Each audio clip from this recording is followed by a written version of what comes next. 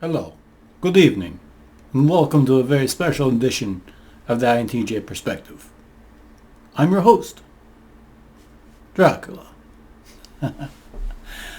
Well, this is my this year's Halloween costume. I thought it'd be fun to cover INTJs in fiction, starting with Dracula.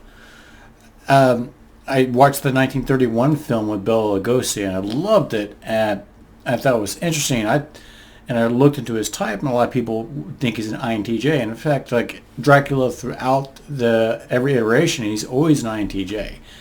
And Dracula is probably one of the most common characters in English language that's in fiction, along with Sherlock Holmes.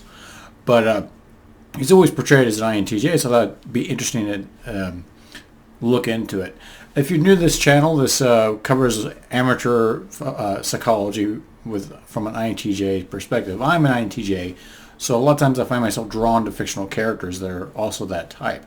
And it's kind of a neat way to understand Myers-Briggs, MBTI, and the type, how they're depicted in fiction. Because we could talk about Joe down the street, but you don't know Joe. But everyone knows Dracula in some regard. He's represented in fiction a lot. So we have a common understanding of the character. So it's an interesting thing. Also, it kind of helps you to size up INTJs on the go, to try to categorize them on the fly, because we'll be breaking down the character, how they're portrayed. And lastly, I think it's an interesting way because it shows, if you're an INTJ, for example, it shows you how we are viewed by society a lot. And of course, he's your typical bad guy, but it's a lot of times INTJs are portrayed as the villains in fiction.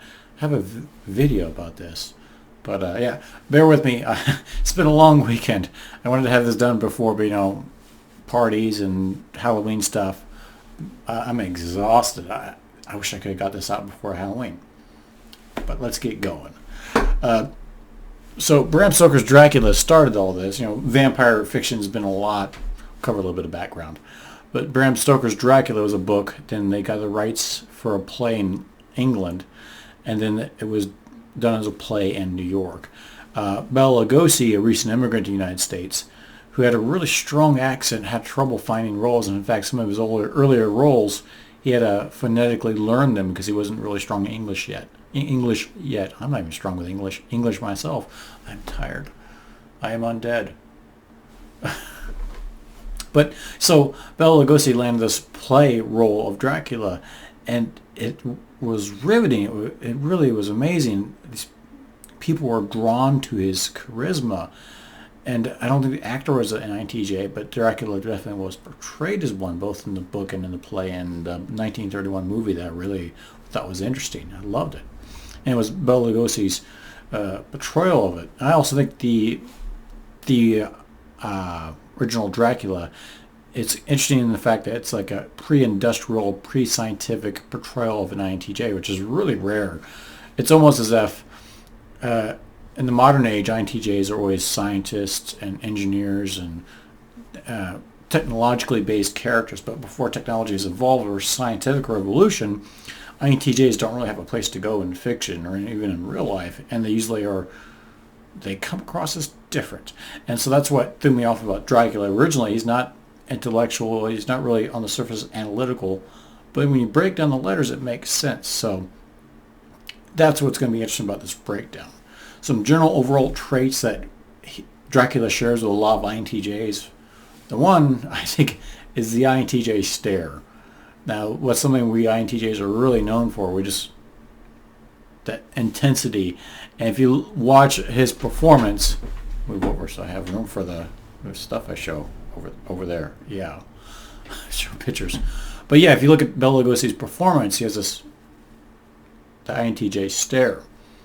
That's one of the easiest ways you can spot INTJ. A lot of times they'll be off on their own, daydreaming or thinking or analyzing, figuring, planning, scheming, what have you, just staring. And a lot of people are put off by this. And boy, I'm going to tell you, Dracula in 1931, he's got an intense stare. That's why this character works for me. I just am myself, and boom. Yeah, I just got back from a Halloween event, and we just handed out candy All the Kids on the Block, but everybody loved the costume. I have a cape that goes with it. Very epic cape. It's fun. You should see it. Okay.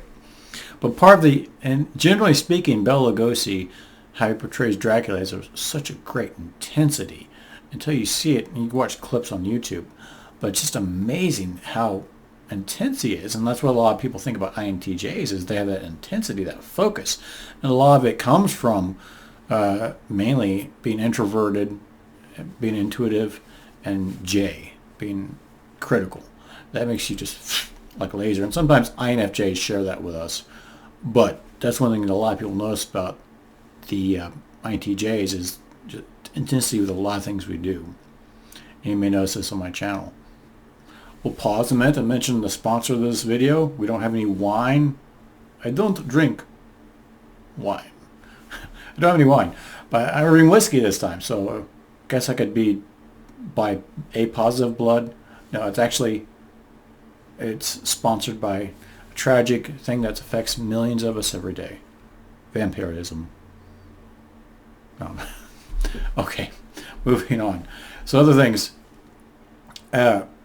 One thing that Dracula shares a lot of INTJs, generally speaking, he's very ruthless. And we can be this way. More so than other types. I think INFJs can be pretty ruthless, but we can be very heartless and ruthless too. It's just amazing. You see that with a lot of villains, and I guess you would say that's just being generally heartless, but there's more to it than that. It's not just being heartless, but that decisiveness with the critical, with the J, that makes you really ruthless if you want to be. Not that I'm saying it's a good idea. I'm looking at myself in the video feed, and my makeup was pretty good. I like it this time. Of course, he's plotting and planning. He's scheming. Dracula has the plot of Dracula is that he's trying to bring his soil, because he can only rest on his soil, from Transylvania to London, so he can have new ground to bite people on. I guess Transylvania, he was getting known for biting people, so he had to relocate. But yeah, he's definitely plotting and planning, so it's very much an INTJ thing. We plot and scheme and plan. We love planning. And that's what Dracula does. The whole idea is by him relocating his stomping grounds to London, Victorian London. Another thing is, INTJs really don't like to run with societal norms about what you should and should not do. In many ways, Dracula, he definitely, since he's a monster, he does not conform to society. He runs against the trend, so that's an easy one. Another thing I thought is interesting about his the INTJ similarity between him and Dracula is the formality, both in how he speaks. Good evening, welcome. Not the accent, but like he's very formal. And INTJs will be that way because they don't have much experience with people, but they either read or observe, and they just put that format on all social interactions instead of being more casual. And it's also his attire. So like this, a tuxedo. And if you watch the movie, they go to an opera and everybody's dressed in tuxedos. But so it's not that out of place, but it's very, very formal. And that's how Dracula is. He's not casual. You would never see him in normal clothes. If he was a modern day version of vampire, he'd be walking around in just a nice fancy suit. But if someone always wears a suit all the time, wakes up, goes to the gas station, runs errands, and his suit, you'll notice it because he's unusually formal. And that's something INTJ, yeah, I'm tired. Okay. That's something that INTJs do, is that if they have minimal fashion sense, like all black, and they don't care, very minimalistic. But if they do care and they use fashion as a way to communicate to others and manipulate or to influence others, they'll do it in a very rigid way, in a very formal way. Like with Dracula, always wearing the same outfit, basically, the tuxedo. Yeah, other than that, since INTJs are so introverted and reclusive, they come across as just generally odd and weird. And it's one of those things, if you talk to them for 5 or 10 minutes, a lot of people won't notice it because we're pretty good at learning how to blend in to a certain degree. If you have extended conversations with them, you realize this guy's not quite the same.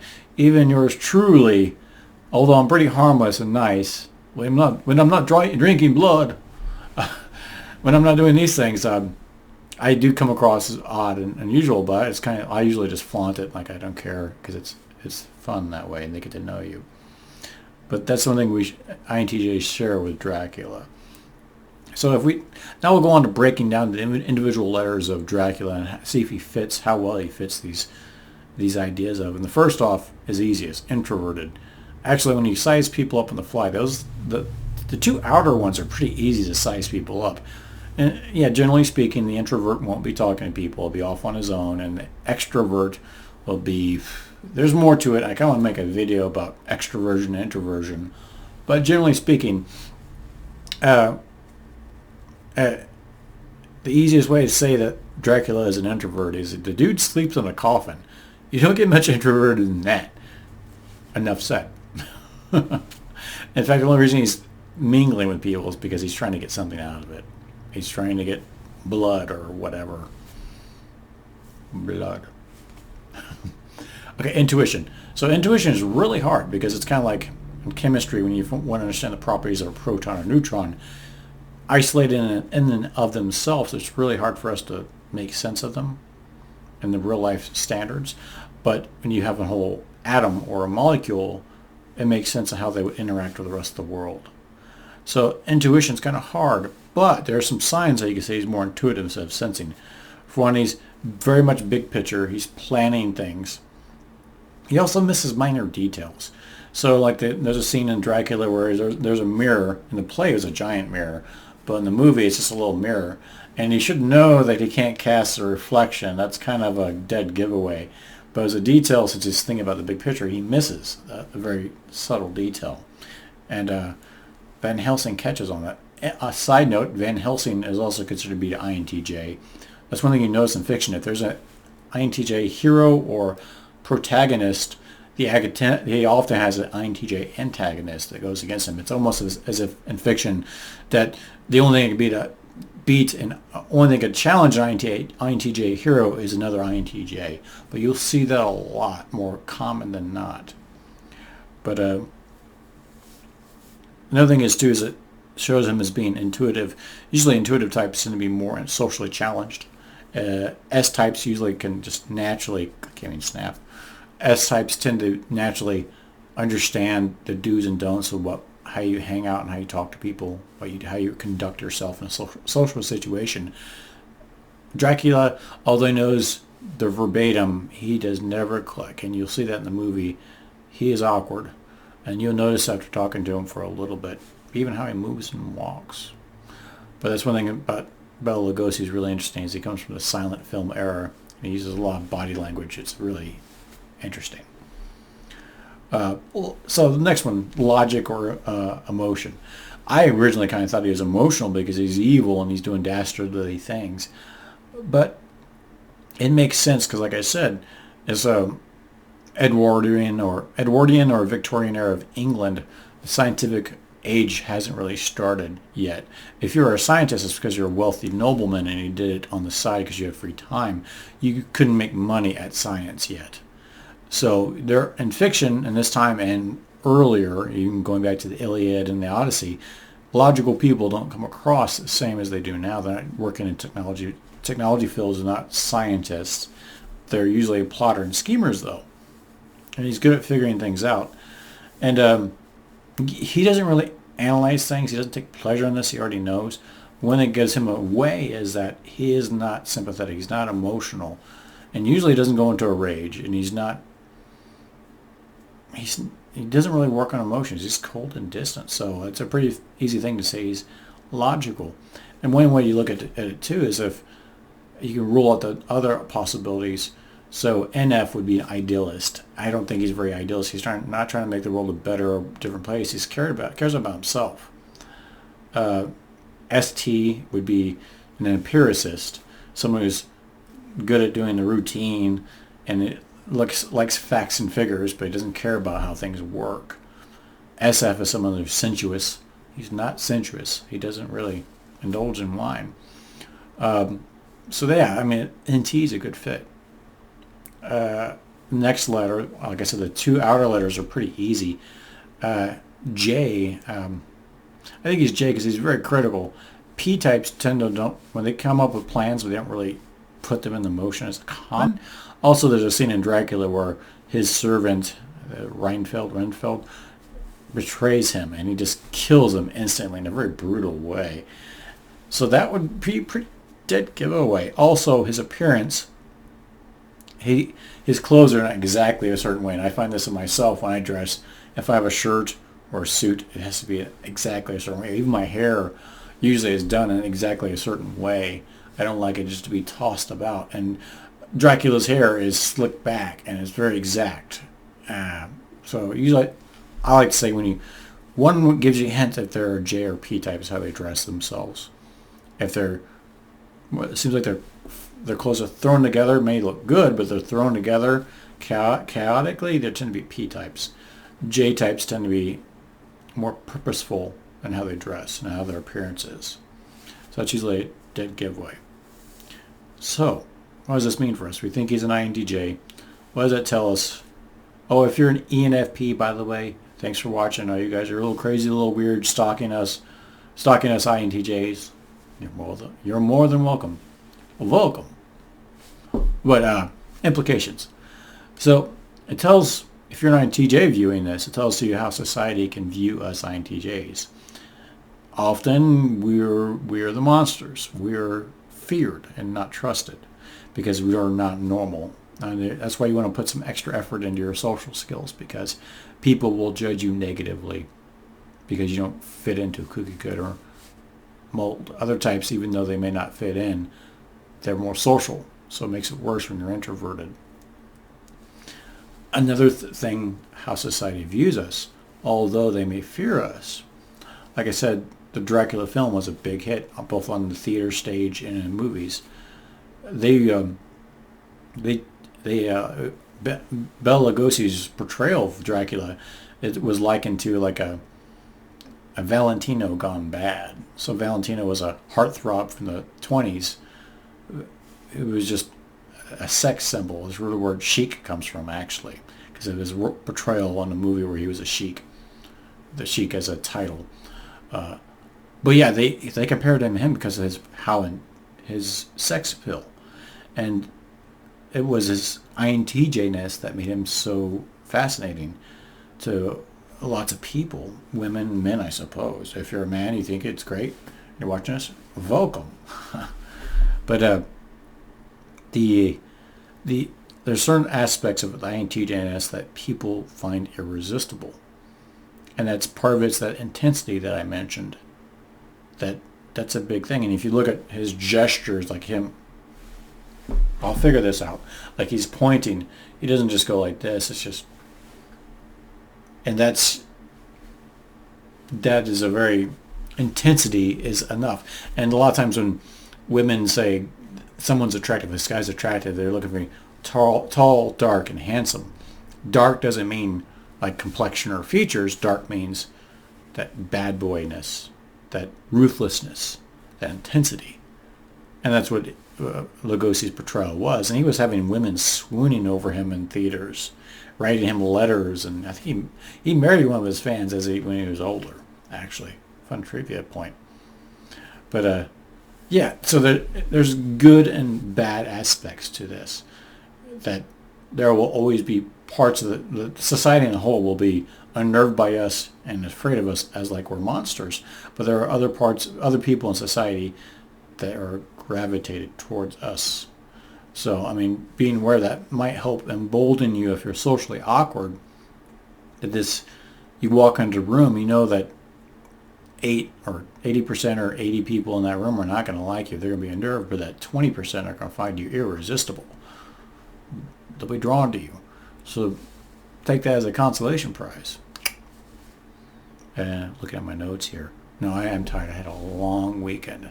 Oh, I am dead and loving it. I've been using Dracula jokes all weekend. It's been fun. I had a crazy Saturday night drinking. Wish I could have got this video out before Halloween, but life's busy. So another thing about Hates and Fears is Dark Handsome. think about Van Helsing being an INTJ squaring off against another INTJ.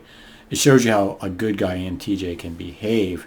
And even he doesn't really incorporate science or analytical thinking into figuring out Dracula.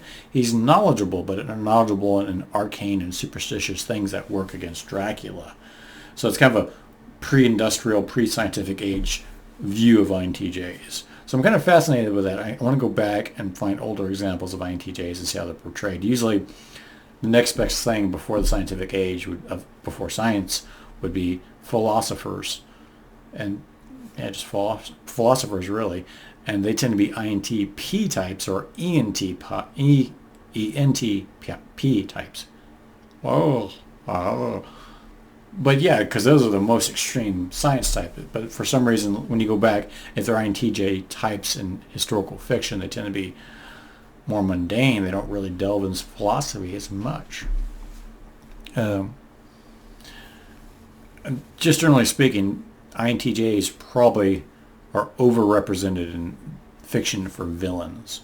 And again, I made a video about this. If you want to, I don't know if I'll even put a link up there, but it's interesting. I've studied it before, and I think I got a good handle on it. You can watch the video if you like. I won't go into too much detail here, but part of it is because people are fascinated by INTJs. We have that depth.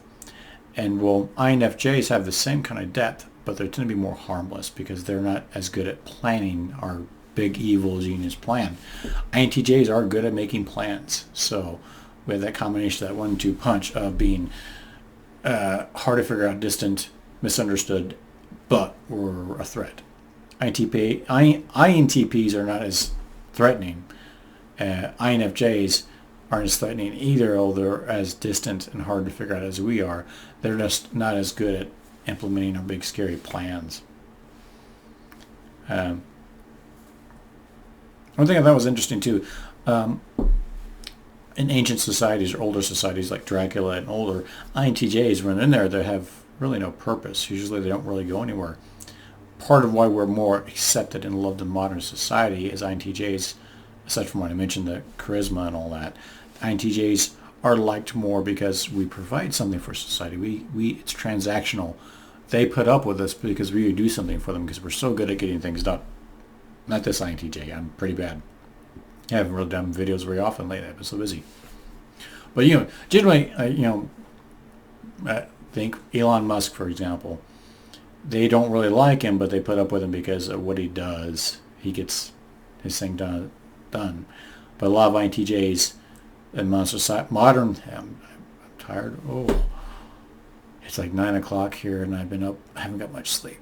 So INTJs in society, they're really good at understanding technology. All the things that make people academically smart, we're really good at figuring out, whether it's being technology or planning. So they like us for that reason. And when you go back in time, when that isn't around, we don't have science and technology, the character roles for INTJs tend to be more sinister, like Moriarty or Dracula. There's not as many positive examples in fiction of INTJs. So, yeah, a little bit of a divergence in this video. I kind of like the idea of using examples of fictional characters because it tells us a lot about us, our society, the heroes and the villains we put in our fiction. It's a lens or a mirror to ourselves. And we can use it for one to look at how society views us as INTJs, but also you can use it as a tool to sharpen your skills about sizing people up on the fly. Hopefully you like my getup. Hopefully it works with the green screen. I don't know. First time using it. Yeah, so cosplay is a hobby of mine. Long story how I got into that, being an introvert, but there are a fair amount of INTJs that are into cosplay. But this is one little fun thing I did. Usually I do a character because I like the character in some way. I like Dracula because he's very intensity. I like Lugosi's portrayal of him. Now that I know that, I've done a few other INTJ characters. I might do more videos about them, breaking them down. If you like it, well, that's it. Oh, in case you're wondering, these are gloves. But yeah, thank you for watching this hodgepodge thrown together last minute video. Hopefully you learned something about it. If you're watching this video because you're just a Dracula fan and you're very lost and confused, sorry about that. If you're some crazy ENFP learning more about us mysterious INTJs, welcome. Happy Halloween. And until next time.